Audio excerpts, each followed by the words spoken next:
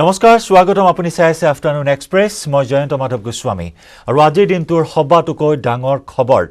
নতুন তিনিখন কৃষি আইন প্ৰত্যাহাৰ কৰিলে কেন্দ্ৰই কৃষকসকলক ঘৰলৈ উভতি যাবলৈ আহ্বান প্ৰধানমন্ত্ৰী নৰেন্দ্ৰ মোদীৰ আজি দেশবাসীক সম্বোধন কৰে ভাৰতৰ প্ৰধানমন্ত্ৰী নৰেন্দ্ৰ মোদী আৰু দেশবাসীক সম্বোধন কৰি এই বৃহৎ ঘোষণা প্ৰধানমন্ত্ৰীগৰাকীৰ প্ৰত্যাহাৰৰ আনুষ্ঠানিকতা আৰম্ভ কৰিব চৰকাৰে এই কথা ঘোষণা কৰে প্ৰধানমন্ত্ৰী নৰেন্দ্ৰ মোদীয়ে দীৰ্ঘ দিন ধৰি অব্যাহত ৰাখিছে কৃষক আন্দোলন কেইবাটাও কৃষক সংগঠনৰ এই প্ৰতিবাদ অব্যাহত আছে কেইবাখনো ৰাজ্যৰ এই প্ৰতিবাদী আন্দোলন অব্যাহত আছে যি পৰ্যন্ত এই কৃষি আইন বাতিল কৰা নহয় সেই পৰ্যন্ত প্ৰতিবাদ অব্যাহত ৰখাৰ সিদ্ধান্তত নাচুৰবান্দা হৈ আছিল কৃষক সংগঠনসমূহ আৰু দিল্লীকে ধৰি বিভিন্ন প্ৰান্তত প্ৰতিবাদ অব্যাহত আছে বিগত সময়ছোৱাত আৰু আজি গুৰু নানকৰ জন্ম জয়ন্তীৰ দিনটোত প্ৰধানমন্ত্ৰী নৰেন্দ্ৰ মোদীয়ে এই বৃহৎ ঘোষণা কৰাৰ লগে লগে এতিয়া আনন্দৰ পৰিৱেশ দেখিবলৈ পোৱা হৈছে কৃষকসকলৰ মাজত মিঠাই খুৱাই মিঠাই বিতৰণ কৰি আনন্দ প্ৰকাশ কৰিছে আন্দোলনৰত কৃষকসকলে অৱশ্যে কৃষক নেতাসকলে এতিয়াও আশ্বস্ত হ'ব পৰা নাই যেতিয়ালৈকে আনুষ্ঠানিকভাৱে কৃষি আইন বাতিল কৰা নহয় তেতিয়ালৈ প্ৰতিবাদী কাৰ্যসূচী অব্যাহত ৰাখিব বুলিও ইতিমধ্যে স্পষ্ট কৰিছে স্থিতি কেইবাটাও কৃষক সংগঠনৰ নেতাই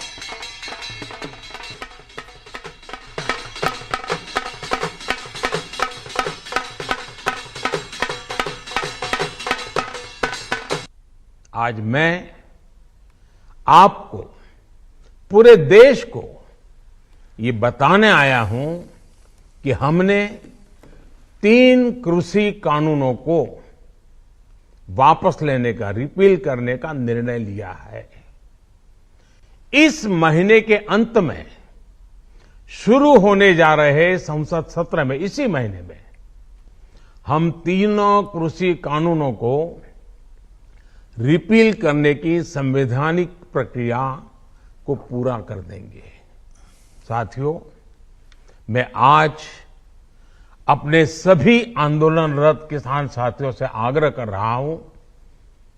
आज गुरु पर्व का पवित्र दिन है अब आप अपने अपने घर लौटे अपने खेत में लौटे अपने परिवार के बीच लौटे आइए एक नई शुरुआत करते हैं नए सिरे से आगे बढ़ते हैं साथियों आज ही सरकार ने कृषि क्षेत्र से जुड़ा एक और अहम फैसला लिया है जीरो बजट खेती यानी प्राकृतिक खेती को बढ़ावा देने के लिए देश की बदलती आवश्यकताओं को ध्यान में रखकर क्रॉप पैटर्न को वैज्ञानिक तरीके से बदलने के लिए एमएसपी को और अधिक प्रभावी और पारदर्शी बनाने के लिए ऐसे सभी विषयों पर भविष्य को ध्यान में रखते हुए निर्णय लेने के लिए एक कमेटी का गठन किया जाएगा इस कमेटी में केंद्र सरकार राज्य सरकारों के प्रतिनिधि होंगे किसान होंगे कृषि वैज्ञानिक होंगे कृषि अर्थशास्त्री होंगे साथियों हमारी सरकार किसानों के हित में काम करती रही है और आगे भी करती रहेगी তিনিখন বিতৰ্কিত কৃষি আইন বাতিল কৰা ঘটনাটো যোৱা দুটা শতিকাৰ স্বাধীনতাৰ পাছৰ দুটা শতিকাৰ এটো ভাৰতীয় গণতন্ত্ৰৰ বিজয়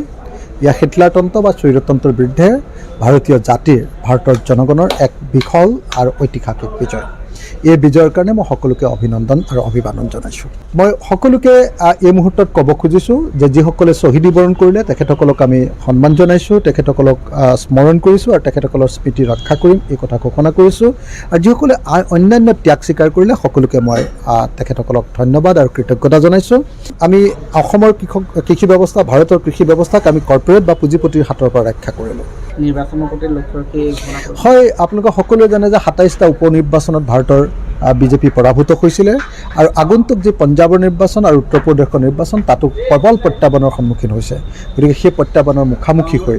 আজি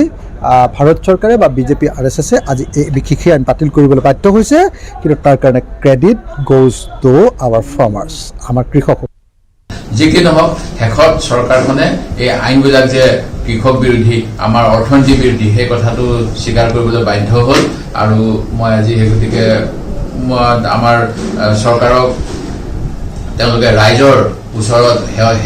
নতশিৰে মানি লোৱাৰ বাবে, ৰাইজে ৰজা গণতন্ত্ৰত সেই কথাটো প্ৰতীয়মান কৰাৰ বাবে সমগ্ৰ যিসকল কৃষক তেখেতসকলকো ধন্যবাদ জনাইছোঁ। আৰু আশা কৰিছোঁ ভৱিষ্যতে কোনো ধৰণৰ এনেকুৱা ধৰণৰ ক'লা আইন যিবিলাক আমাৰ গণতন্ত্ৰ অৰ্থনীতিৰ বাবে যিবিলাকে কোনো লাভ নকৰে বৰঞ্চ পুঁজিপতিক সহায় কৰে, তেনে আইন দিয়াৰ পৰা বিজেপি চৰকাৰ বিৰত থাকিব। আৰু যদিহে এনেকুৱা আইন আহে এতিয়াৰ নিচিনাকৈয়ে ৰাইজে ৰাজপথলৈ ওলায়।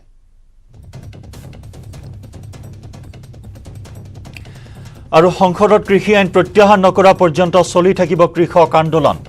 এই ঘোষণা কৃষক আন্দোলনৰ নেতা ৰাকেশ টিকাইটৰ। ইতিমধ্যে ৰাকেশ টিকাইটে এই স্থিতি স্পষ্ট কৰিছে যে কাগজে কলমে আনুষ্ঠানিকভাৱে কৃষি আইন প্ৰত্যাহাৰ নকৰা পৰ্যন্ত এই আন্দোলন তেওঁলোকে অব্যাহত ৰাখিব। এই ঘোষণা কৰিছে কৃষক আন্দোলনৰ নেতা ৰাকেশ টিকাইটে।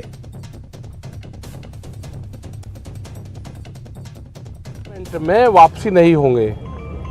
जब तक किसान वहीं पे ही है। और MSP पे गारंटी कानून, क्योंकि MSP पे गारंटी कानून बन जाएगा तो पूरे देश के किसानों को लाभ होगा, वो एक बड़ा सवाल है। हम यहाँ पर महाराष्ट्र में भी यहाँ पर आए तो अगर MSP पे कानून हो तो MSP से नीचे पे खरीद नहीं होगी तो ही किसान को लाभ होगा। ये किसान की एक जीत है। अगर 1 साल बाद में सरकार ने सुध ली है,